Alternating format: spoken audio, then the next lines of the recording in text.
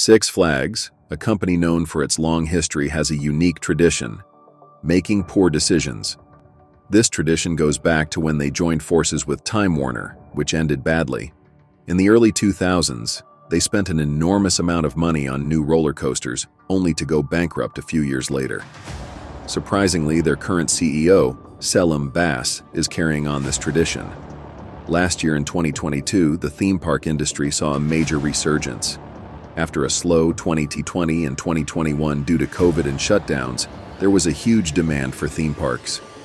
People couldn't visit them for a long time, so when they finally could, it led to record-breaking revenues and attendance for most theme park companies. The reason I say most of is because Six Flags didn't follow the crowd. See, Selim became Six Flags CEO in early 2022, and he introduced a completely new strategy in a year that seemed like easy money.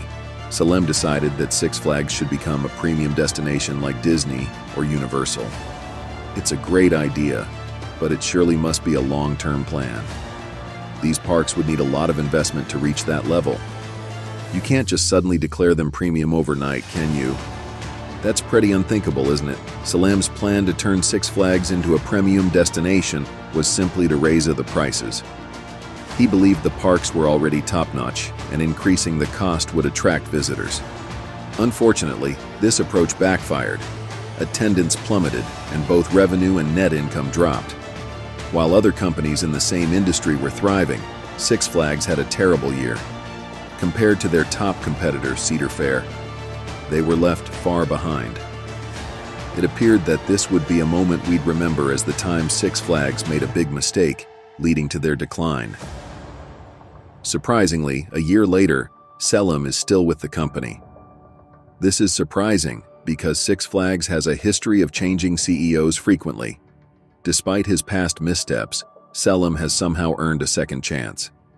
So, as we move into 2023, 1 year after that tough period, what has Selim done to try to get Six Flags back on track and avoid the problems they faced in 2022? Hello again, Selim. There are two notable changes Selim made.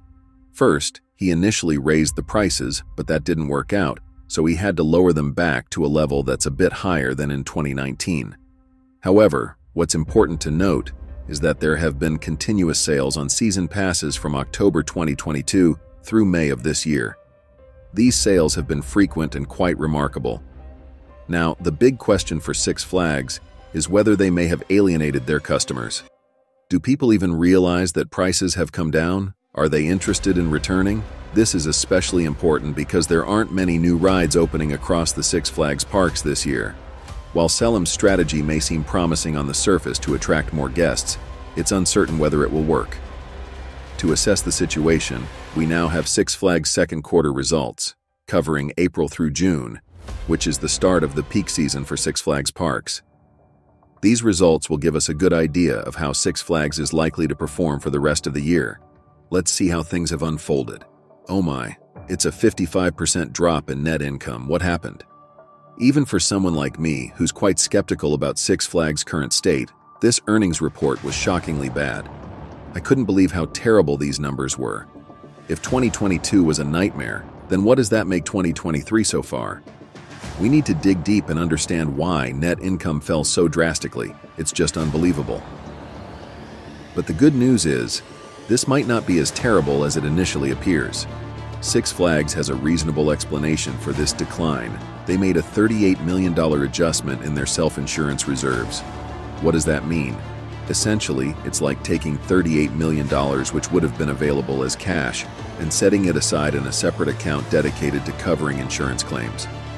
This ensures that any settlements or accidents are kept separate from the company's regular financial performance. They claim this increase in self-insurance reserves is due to rising payouts for injuries and other factors, essentially putting more money aside for potential insurance risks. However, what's peculiar is that they argue this is an industry-wide issue, even though none of their competitors have mentioned it.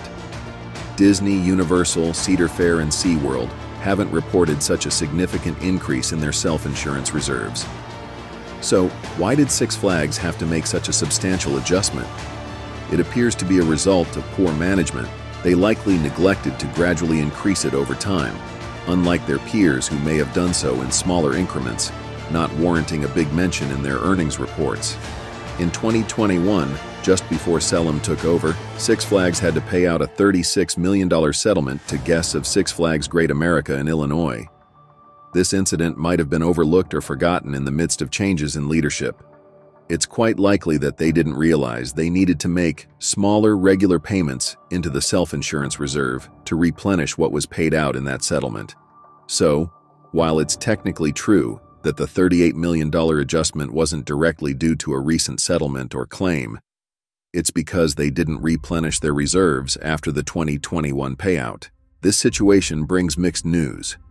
The Q2 earnings aren't as dire as initially thought, which is a relief.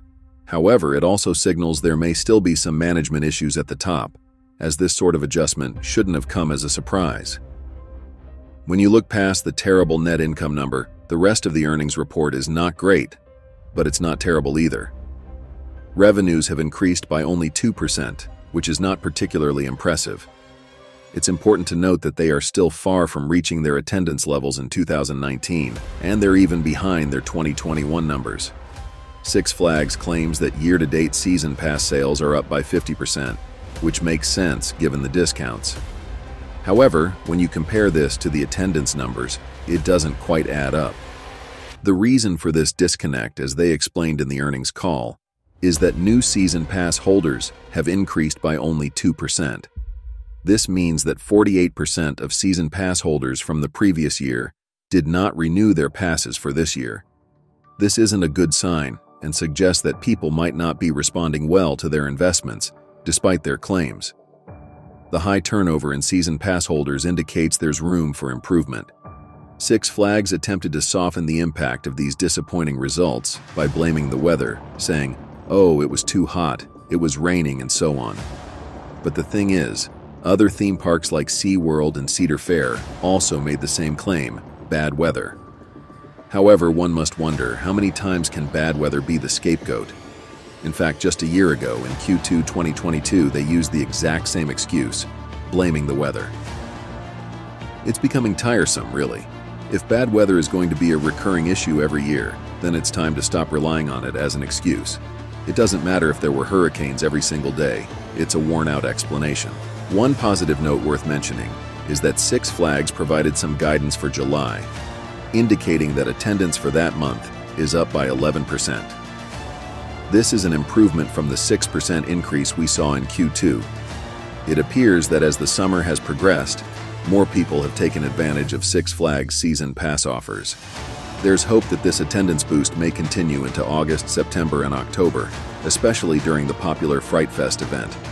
So, despite this quarter being somewhat lackluster, it could have been worse. Initially, those numbers looked quite grim, but there might be some reasons for optimism regarding Six Flags. Looking ahead to 2024 and 2025, they plan to invest in new rides, returning to what makes them exciting and appealing. They're retiring high-maintenance rides and replacing them with cutting-edge attractions. This indicates a significant financial commitment to their core thrill rides. Additionally, they are addressing ride downtime, focusing on maintenance, upgrades, and ensuring that parts are readily available. While maintenance plays a role, the primary emphasis is on enhancing the thrill rides. It's fantastic to see that Six Flags is refocusing on what has always made them exciting and attractive: the rides.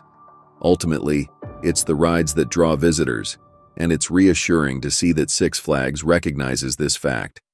In 2024, capital expenditures, which is the amount of money they plan to invest in the parks, will increase to a range of $200 to $220 million. This investment is set to rise even further in 2025, reaching between $230 to $250 million. So, where is this money going? It's primarily air market for new rides. Yes, you heard it right, new rides are making a comeback at Six Flags parks. This marks a significant shift in strategy. Initially, when Selim took over, the plan was to spend as little as possible on things like flower beds, shades, and benches, in the hopes of attracting more visitors. That approach didn't yield the expected results. But now there's a realization that new rides not only enhance the park experience, increase capacity, and reduce wait times. but they also serve as compelling marketing material. Six Flags is returning to its roots. Selim has finally understood the nature of the company he's leading. Just a year ago, he was emphasizing family friendliness, but he's now recognized that thrill rides are a fundamental part of Six Flags' DNA. He's come to terms with the fact that he's not running Disney. He's in charge of Six Flags. It's surprising it took him a while to grasp this, but it seems that Selim now comprehends the company's strengths and its target audience. He's actively committing to investing in things that this audience truly desires, at least in his words. It's fantastic that Six Flags is refocusing on investing in thrill rides, but it's not enough to simply declare that intention. A well-thought-out strategy is crucial, determining when and what kind of rides each park should receive. Matching the right ride to the right park at the right time is essential. Take Great Adventure, for example. It's the second most attended park and a significant revenue generator, but it's facing stiff competition in the New York City-Philadelphia area. Nickel Universe and Hershey Park are drawing away potential visitors.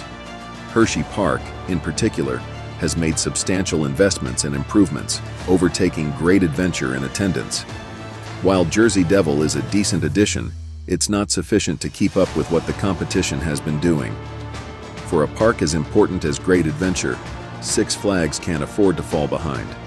There might be other parks like Six Flags St. Louis or Six Flags America that haven't received meaningful investments in years and could use new rides on the surface.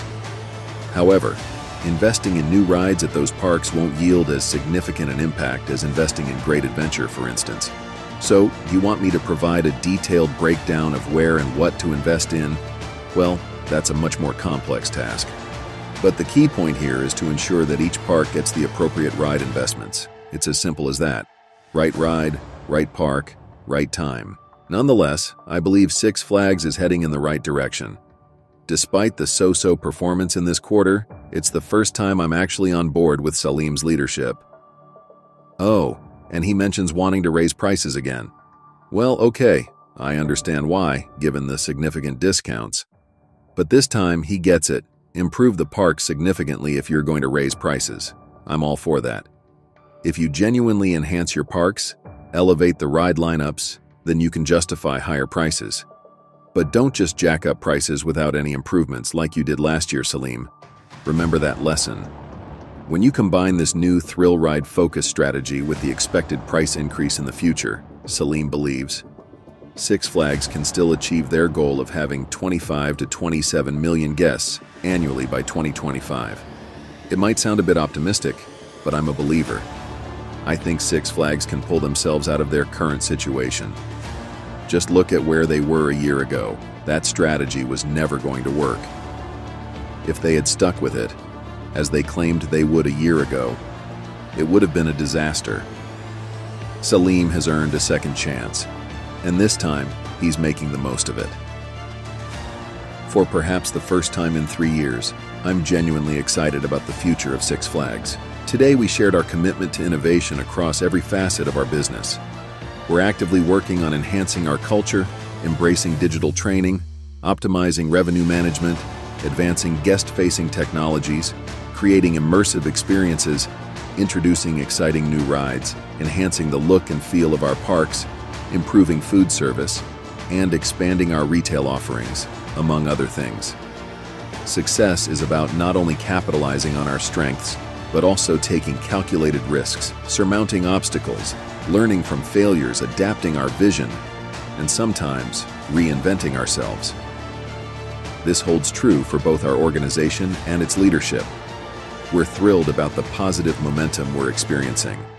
On behalf of the entire Six Flags team, we're grateful for your continued support, as well as the backing of our shareholders, investors, guests, fans, suppliers, bankers, and, most significantly, our team and employees. Without their dedication, none of this would be possible. We have an exciting lineup of events for the second half of the season, including Fright Fest, Kids Boo Fest, Oktoberfest, and Holiday in the Park.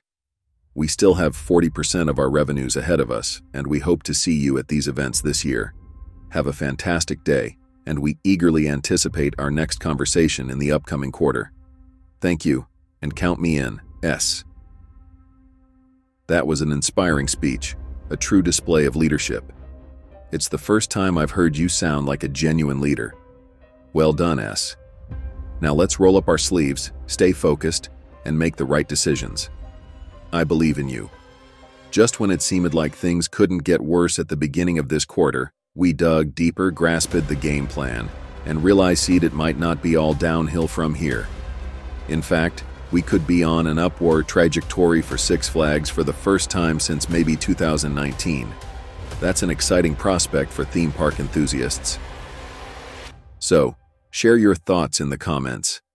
Do you think Six Flags is on the right track to reclaim its former glory from the 2010s, or possibly even surpass it? Are you a Salim supporter or still have doubts about S? To be honest, I wouldn't blame you for the latter. Anyway, remember to leave a like, subscribe, and I'll catch you in the next update. Take care.